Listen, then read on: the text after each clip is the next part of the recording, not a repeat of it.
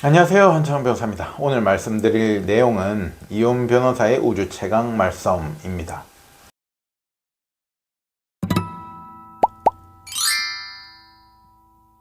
제가 예전에 학창 시절에 내지는 동네에서 말 잘하고 말싸움 해가지고 앉는 친구들을 보면 너 변호사 해라 이런 말을 하잖아요. 변호사 해라. 그럼 변호사라는 직업은 좀 말을 잘한다는 이미지가 있죠. 근데 그 중에서도 뭐 민사 변호사도 있고 이혼 변호사도 있고 뭐 형사 변호사도 있을 수 있는데 특히나 이혼 변호사는 어때요? 이혼 사건에서는 절대 주가 돼서는 안 되지만 그래도 약간 부부 싸움적인 요인이 있단 말이에요. 부부 싸움적인 요인이 있고 특히나 제 의뢰인분들 중에서 분명히 잘못은 저쪽에서 했어. 근데 우리 의뢰인이 너무 말싸움을 못해. 그래서 너무 제가 봐도 갑갑하고 본인도 갑갑해야 하고 그런 분들은 제가 말싸움을 좀 대신해 드리면은 소송 과정에서나 내지는 상대방이 자꾸 이상한 문자 보내고 이랬을 때 보통 제가 응답을 안 해라고 말씀드리지만 뭔가 좀 맞받아쳐야 될 때 이런 식으로 메시지 보내세요라고 정리해서 보내드리는 경우도 있거든요. 그렇게 해서 말싸움을 좀 해드리면은 굉장히 좋아하세요. 그럼 평소에 자기는 배우자한테 한 번도 말싸움해가지고 내가 이겨본 적이 없는데 변호사 통해가지고 서면이든 막 문자 메시지든 해서 따박따박 맞받아치니까 이때까지 내가 당했던 게 있으니까 좀 그런 쾌감이 있죠. 근데 그게 뭐 소송의 결과에 되게 영향을 미친다거나 한 건 아니에요. 하지만은 제가 서면을 쓸 때도 그렇고 소송을 풀어나가면서 당사자가 이렇게 조금 개인적인 만족도를 얻는 부분 외에도 여기서 지금 제가 말씀드린 말싸움이라 함은 우리가 일반적으로 생각하는 큰 소리를 낸다, 무섭게 말한다, 뭐 내가 따박따박 지지 않고 말한다 이런 걸 의미하는 게 아니고 이 소송에서의 말싸움은 변호사의 말싸움은 논리 싸움과 사실관계 싸움을 말하는 거예요. 이런 걸 말하는 겁니다. 그래서 논리 싸움과 사실관계 싸움을 잘해야지 소송에서도 이 사실관계 하나를 두고 누구 말이 맞냐고 누구 논리가 맞냐고 다퉈지는 게 사실은 소송인데 논리 싸움, 사실관계 싸움을 당연히 잘해야지 소송 결과에도 영향을 미칠 수가 있죠. 하지만 저는 솔직히 말씀드려서 말 따박따박 논리적으로 안 지고 말해라고 하면은 정말로 자신 있어요. 하지만 이혼 사건에서는 그게 중요는 한데 말싸움이란 이 논리 싸움, 사실관계가 물론 중요는 한데 절대 핵심은 아니라는 거예요. 핵심이 되어서는 안 된다. 즉 제가 소송은 이미지 싸움이라는 편에서 계속 말씀드리지만 내가 따박따박 안 지고서 말싸움 잘한다고 해서 소송에서 이긴 게 아니거든요. 예를 들어서 제가 상간 소송의 피고를 대리하고 있어요. 그러면은 어쨌든 내가 부정행위를 하다가 책이 잡혔잖아요.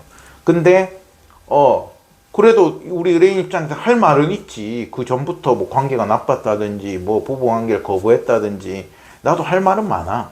그래서 따박따박 이야기를 착착착착 한다고 해가지고 의뢰인한테 유리한 게 절대 아닙니다. 왜냐면 더 중요한 거는 이미지이기 때문에 내가 나쁜 사람처럼 내가 굉장히 너무 공격적인 사람처럼 보이면 그것은 오히려 불리한 요인이 될 수 있어요. 그러니까 말싸움은 일단 이혼 변호사 입장에서는 잘하고 볼 일은 맞아요.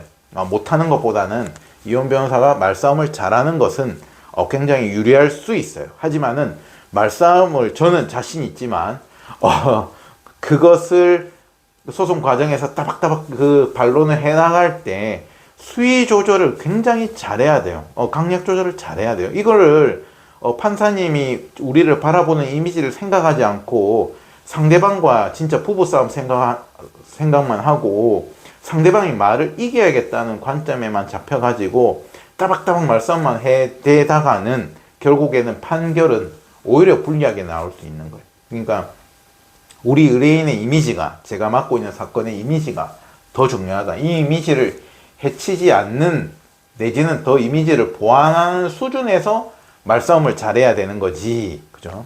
말싸움을 너무 나가버리면 안 돼요. 예를 들어서 제가 최근에 재판 갔을 때 우리가 이혼을 하자는 입장이고 상대방은 거부하는 입장이었어요. 그래서 저는 사실은 뭐 증거도 조금 명백했기 때문에 가사조사도 안 되기를 바랬어요. 원고 쪽 변호사로서.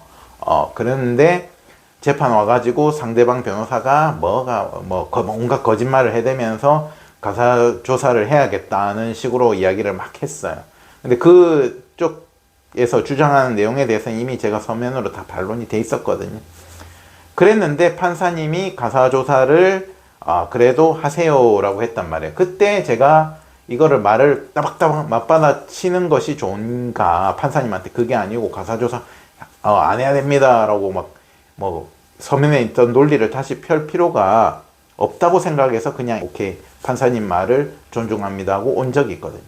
왜 그랬냐면 판사님이 저희 쪽 서면을 다 받고 우리 논리를 다 알고 있어요. 그 말도 알겠는데 상대방이 그래도 가사조사를 해야 된다고 자꾸 주장하니까 일단 가사조사 갔다 와, 판결은 우리 쪽 잘해줄 수도 있다, 약간 이런 느낌의 이미지를 받았기 때문에 거기다 대고 판사님이 가사조사를 하고 싶다고 하시는데 그거 다 대고 왜 가사조사를 하냐, 가사조사 하면 안 된다, 어쩌고 말을 따박따박 받아치고 논리적으로 우리가 맞는 소리라고 해도 그렇게 하면은 판사님 기분 나쁘겠죠.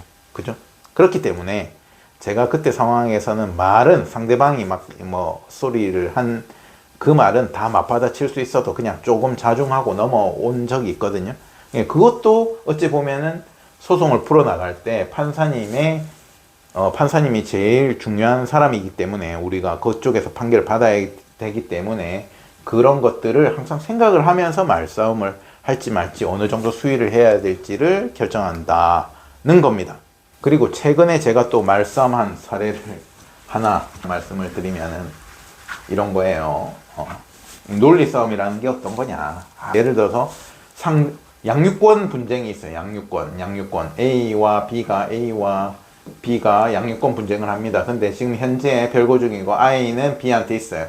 그래가지고 저는 A를 대리하고 있단 말이에요. 그러면은 일단 애가 보고 싶잖아요. 아기가 보고 싶어서 면접 교섭을 하고 싶단 말이에요. 양육권도 쌍방이 다 주장한다는 거는 아이에 대한 애착이 있다는 거잖아요. 부부가 다. 그런 관점에서 면접 교섭을 해달라고 하는데 이쪽에서는 판사님이 면접 교섭을 어떻게 해라고 했음에도 불구하고 그 일정을 계속 위반하는 거예요. 위반하고 면접 교섭을 자꾸 안 해주려고 하는 거예요. 안 해주려고 하면서 온갖 거짓말을 해요. 자꾸 아이가 아프다. 아프다. 그러니까 우리 A 의뢰인은 어때요? 말싸움을 잘 못하시는 분이야. 그러니까 깝깝한 거예요. 이제 이게 변호사가 다 대리를 해드릴 수 없는 게 뭐냐면 A, B 간에 면접 교섭하면 서로 직접 연락을 하기도 할 거 아니에요. 오늘 언제 볼 거냐, 몇 시에 볼 거냐, 말 거냐. 근데 B가 이번 주에 아이 못 보여준다, 아이 아프다, 보여달라 이러면은 부모가 돼가지고 애가 아프든 말든 그럼 상관없다는 말이냐, 애가 아픈데 어떻게 보여주냐 그래가지고 조금 말싸움을 대신하기 시작했어요. 그러면은 아이가 아프다. 그래, 아이가 아프면은 어쩔 수가 있나, 못 보여주는 거 맞는데. 그러면 아이가 아프면 보통 어떻게 돼요? 소아과라도 가잖아요. 소아과 가서 진료받으면은 다 의사 소견서는 떼줍니다. 아이가 감기에 걸렸다, 어제 아프다, 그죠? 그럼 소견서라도 보여달라. 말로만 아프다는 거는 일단 모르겠다. 우리가 A, B가 소송 중이니까 관계가 나쁘잖아요. 잘 모르겠고 자꾸 말로만 아프다고 하면 나는 이것을 면접 교섭을 방해 행위로 인식하겠다. 근거를 최소한 소견서를 보여달라 이런단 말이에요. 당사자들 관계에서만 말싸움하면 뭐예요? 그러면 제 변호사인 제가 이거를 법원에다 또 내줍니다. 상대방이 이번 주에 면접 교섭을 원래 하기로 돼 있었는데 근거를 대지도 않으면서 의사 소견서 하나도 없이 계속 아이 아프다는 핑계로 면접 교섭을 안 해주고 있다. 이거는 면접 교섭을 안 해준다는 거는 뭐예요? 양육권자로서 좀 부적합하다. 아이의 그런 심리 안정을 저해하는 요인이 되기 때문에 결국에는 면접 교섭 제한은 양육권자로서 부적함 요인이니까 우리 의뢰인 A가 양육권자로서 적합하다 해야 된다. 우리는 이런 식으로 부당하게 면접 교섭 제한하고 이럴 의사가 전혀 없다. 이런 논리를 하나를 폈죠. 그러니까 상대방이 이제 짜증이 날 거 아니에요. 변호사가 붙어가지고. 원래는 A가 말싸움을 잘 못하니까 B는 기가 살아서 원래 자기 배우자 생각하면서 막 말로만 뭉개려고 했는데 자꾸 근거 소견서 내라고 하니까 자기도 짜증이 나서 소견서를 내긴 냈어요. 근데 그 소견서를 보니까 진단일은 이미 과거의 것이고 재발급을 받아서 낸 거예요. 그 거짓으로 소견서를 써서 낸 거 보여준 거지. 그러니까 이미 다 나왔는데 몇 주 전에 아팠던 내용의 소견서를 오늘 재발급 받아가지고 던져준 거예요. 그래가지고 그러면은 결국엔 이거 다시 또 말싸움을 하죠. 거짓말이 들통났다. 거짓말이 들통났다. 거짓말. 봐봐라. 그럼 거짓 사유로 여태 너는 면접 교섭을 제안해 왔던 거네. 오늘 당장 아프면은 뭐 내일 토요일이라서 면접 교섭일이면 금요일 날, 목요일 날 아프면은 목요일 금요일 날 수학과 가지고 소개서 떼서 주면 되지. 근데 왜 이것을 자꾸 거짓말 뭐 몇 주 전에 아팠던 거를 거짓 사유가 드러났으니까 이미 거짓 사유로 면접 교섭을 방해한다면서 또 당사자가 말싸움하면서 동시에 또 법원에다가도 상대방 보십시오. 거짓 사유로 면접 교섭을 방해합니다. 뭐 이렇게 말싸움을 합니다. 그러니까 상대방이 또 짜증이 날 거 아니에요. B는 자기는 계속 그러니까 또 아프다. 계속 아프다 그래요. 그래서 제가 더 짜증이 나서 어떻게 했냐. 프레임에 넣어버렸죠. 야, 이게 몇 주째 반복됐거든요. B는 면접 교섭을 안 해주고 싶어가지고 몇 주째 애가 아프대요. 근데 아이가 어리면은 아플 수 있어요. 그죠? 우리도 애를 키워보면 쉽게 아플 수 있지만은 그게 몇 주 내내 아프다면 그건 양육권자로서 문제가 있는 거 아니에요. 아이의 건강을 제대로 관리를 전혀 못하고 있다는 거잖아요. 애가 무슨 뭐 장애가 있다거나 그게 아닌데 몇 주째 면접 교섭도 못 나올 정도로 아프다는 거는 양육권자, 양육 환경에 문제가 있다. 양육 환경에 심각한 문제가 있다. 아이의 건강이야말로 양육권자로서 제일 중요하게 생각하고 지켜야 될 부분인데 지금 상대방은 양육권자로서의 매우 부족한 요인이다. 그래서 어떻게 돼요? 아이가 아프다면서 면접 교섭을 거부하는데 프레임을 넣어버리는 거지. 진짜로 아프면은 소견서를 계속 내면서 진짜로 아프다. 그러면은 어떻게 돼요? 너는 아이의 건강을 지키지 못하는 매우 부적합한 양육권자란 거고, 아까 요 앞에서 밝혀낸 거와 같이 근거도 안 내면서 자꾸 가짜로 아프다고 하면 어떻게 돼요? 가짜로 아프다고 하는 거는 면접 교섭 방해 행위니까 결국에선 이 역시도 양육권자로서 부적합 요인이다. 그러면 상대방은 아프다고 주장을 하면 일로 진짜로 아파도 양육권자 부적합, 가짜로 아파도 양육권자 부적합, 이 프레임에 그냥 넣어버린 거예요. 그래서 계속 상대방이 A가 아프다면서 면접 교섭을 안 해주려고 방해를 할 때마다 제가 계속 서면을 내면서 공격을 하는 거죠. 계속 면접 교섭을 방해하고 있다. 진짜로 아프면 양육권자로서 이거 심각한 문제가 있다. 물론 제가 서두에 말씀드렸듯이 말싸움 가지고 양육권을 가져오는 게 아니에요. 그죠? 하지만 상대방이 이렇게 이혼소송을 하다 보면 자기 배우자가 좀 말싸움을 못한다고 해가지고 막 부당한 내용으로 막 말싸움을 자기는 예전 생각하면서 건단 말이에요. 이랬을 때 의뢰인이 너무 말싸움이 안 돼버리면 그냥 제가 받아가지고 이렇게 다 쳐내버린단 말이에요. 그러면은 상대방 입장에서는 더 힘들어지겠죠. 그러면서 우리는 양육권을 계속 주장할 수가 있는 거예요.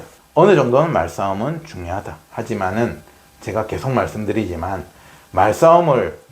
논리싸움, 말싸움을 해가지고 다 깨버릴 수도 있지만은 변호사 입장에서는 항상 조심하려고 해요. 우리가 너무 공격적으로 이미지가 잡히지 않게 지금 이거는 우리가 양육권 분쟁이 있고 면접 교섭을 상대방이 부당하게 하니까 제가 조금 세게 말싸움을 했던 것이고, 대부분은 조금 자중하려고 노력해요. 말싸움을 너무 많이 하지 않으려고 하고, 특히나 상대방 변호사가 너무 말싸움을 안 하거나 못하는 경우가 있어요.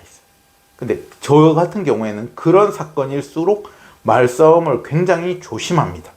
상대방이 말싸움을 너무 못하기 때문에 제가 너무 말싸움을 세게 해버리면은 우리 이미지가 너무 공격적으로 잡힐 수가 있어요. 기세를 누르려고 착착착착착 해가지고 공격을 딱 걸었는데 상대방이 너무 못 받아친다. 이게 말싸움이라는 것도 어느 정도 맞받아 쳐줘야지 거기서 싸워가지고 내가 이기면은 판사님한테는 우리 말이 맞는 것처럼 보이는데 상대방이 너무 못 받아쳐 버리면은 그때는 추가적으로 공격을 조금 자중하려고 해요. 그래서 이미지가 더 중요하다, 말싸움보다는. 하지만 말싸움도 군데군데 요소에서 이혼소송에서는 충분히 중요한 요인이 많다. 오늘은 이혼소송에서의 말싸움, 특히 이혼 변호사의 말싸움, 논리싸움, 사실관계 싸움에 대해서 말씀드렸습니다. 감사합니다.